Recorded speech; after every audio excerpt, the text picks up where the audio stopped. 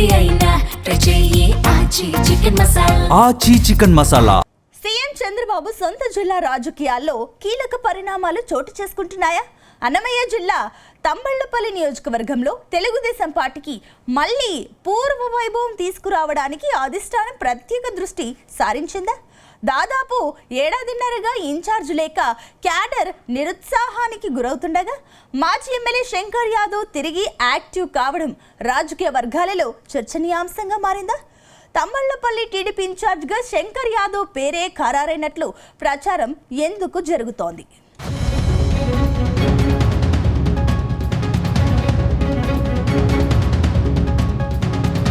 అన్నమయ్య జిల్లా తంబలపల్లి నియోజకవర్గ రాజకీయాల్లో కొత్త సమీకరణాలు వేగంగా మారుతున్నాయి. కూటమి ప్రభుత్వం అధికారంలోకి వచ్చిన తర్వాత ఈ నియోజకవర్గంలో పార్టీని బలోపేతం చేయడంపై టీడీపీ అధిష్టానం ప్రత్యేక దృష్టి పెట్టినట్లు తెలుస్తోంది.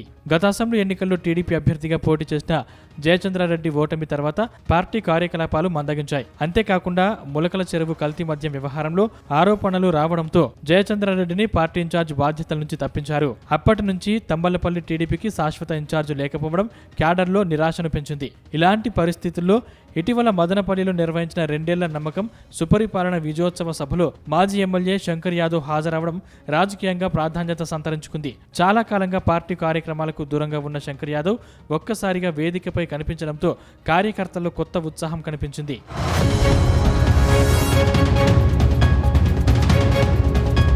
వాస్తవానికి తంబలపల్లి టీడీపీలో అంతర్గత విభేదాలు చాలా కాలంగా కొనసాగుతున్నాయి. మాజీ ఎమ్మెల్యే శంకర్ యాదవ్, జయచంద్రారెడ్డి వర్గాల మధ్య ఆధిపత్య పోరు పార్టీని బలహీనపరిచిందనే అభిప్రాయం ఉంది. గత ఎన్నికల సమయంలో టికెట్ విషయంలో ఏర్పడిన అసంతృప్తి కూడా ఈ విభేదాలకు మరింత ఊతమిచ్చింది. 2014లో టీడీపీ తరపున విజయం సాధించిన శంకర్ యాదవ్ స్థానికంగా బలమైన నాయకుడిగా గుర్తింపు పొందారు. అయితే 2024 ఎన్నికల్లో ఆయనకు టికెట్ ఇవ్వకుండా ఎన్ఆర్ఐ వ్యాపారవేత్త జయచంద్రారెడ్డిని బరిలోకి దింపడం అప్పట్లో పెద్ద చర్చకు దారితీసింది. చివరకు వైసీపీ అభ్యర్థి ద్వారకనాథ్ రెడ్డి విజయం సాధించడంతో టీడీపీ శ్రేణులు తీవ్ర నిరాశకు గురయ్యారు. ఇదే సమయంలో కాంగ్రెస్ నుంచి జనసేనలో చేరిన చంద్రశేఖర్ రెడ్డి తన కార్యకలాపాల్ని వేగవంతం చేయడం కూడా తంబలపల్లి రాజకీయాల్లో కొత్త చర్చకు కారణమైంది. కూటమిలో జనసేన చురుకుదనం పెరగడం, టీడీపీ క్యాడర్ నిష్క్రియంగా ఉండడం అధిష్టానాన్ని ఆలోచనలు పడేసిందని పార్టీ వర్గాలు చెబుతున్నాయి.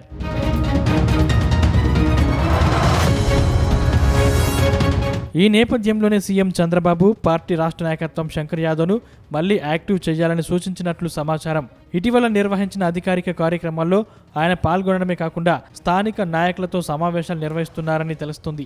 పార్టీ కార్యకర్తలతో మమేకమవుతూ భవిష్యత్తు కార్యాచరణపై చర్చలు జరుపుతున్నట్లు సమాచారం. అంతేకాకుండా తంబలపల్లి నియోజకవర్గంలో త్వరలోనే పార్టీ విస్తృత స్థాయి సమావేశాలు నిర్వహించే అవకాశం ఉందని ప్రచారం సాగుతుంది. ఈ సమావేశాల అనంతరం ఇన్ఛార్జ్ నియామకంపై అధికారిక ప్రకటన వెలువడే అవకాశం ఉందని రాజకీయ వర్గాలు అంచనా వేస్తున్నాయి. ఇప్పటికే శంకర్ యాదవ్కు మళ్లీ ఇన్ఛార్జ్ బాధ్యతలు అప్పగిస్తారనే వార్తలతో టీడీపీ శ్రేణుల్లో ఉత్సాహం పెరిగింది. గ్రామస్థాయి నాయకులు, కార్యకర్తలు కూడా పార్టీని క్షేత్రస్థాయిలో మరింత బలోపేతం చేసేందుకు సిద్ధమవుతున్నారు.